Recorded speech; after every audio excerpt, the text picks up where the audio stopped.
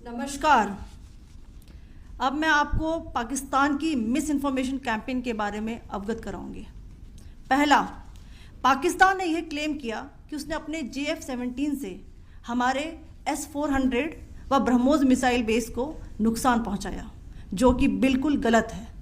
दूसरा, उसका यह भी मिस इन्फॉर्मेशन कैंपेन था कि हमारी एयरफील्ड्स जो कि सिरसा, जम्मू, पठानकोट, बठिंडा, नलिया और भुज में है, ये उसका मिस इन्फॉर्मेशन भी बहुत गलत है। तीसरा, पाकिस्तान के मिस इन्फॉर्मेशन कैंपेन के मुताबिक हमारे एम्यूनिशन डम्प्स जो चंडीगढ़ और बियास में है उसका डैमेज हुआ, यह भी बिल्कुल गलत है। हमने आपको मॉर्निंग ब्रीफिंग में बताया था विद फैक्ट्स एंड फिगर के साथ कि ये सारी चीज़ें बिल्कुल सही सलामत हैं।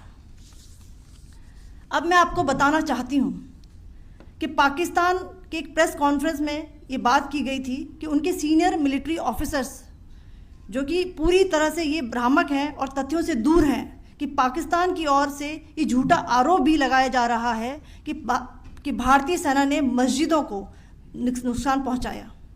मैं इससे बिल्कुल स्पष्ट करना चाहती हूं कि India is a secular nation और हमारी सेना भारत के कॉन्स्टिट्यूशनल वैल्यूज़ की एक बहुत प्यारी झलक है।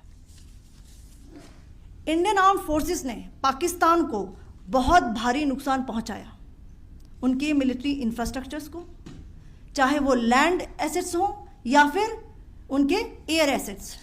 यही नहीं, इंडियन आर्म्ड फोर्सेस ने पाकिस्तान की एयरफील्ड्स स्कर्दू, जकोबाबाद, सरगोदा और बुलारी को बहुत नुकसान पहुंचाया।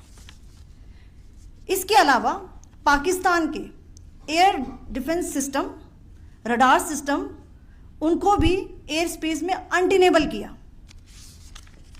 यह भी बताना चाहती हूँ कि लाइन ऑफ कंट्रोल के पास पाकिस्तान के command and control logistic installations और उनके मिलिट्री इंफ्रास्ट्रक्चर्स, मिलिट्री पर्सनल्स का इतना भारी नुकसान हुआ कि पाकिस्तान की ऑफेंसिव व डिफेंसिव कैपेबिलिटी को नष्ट कर दिया गया।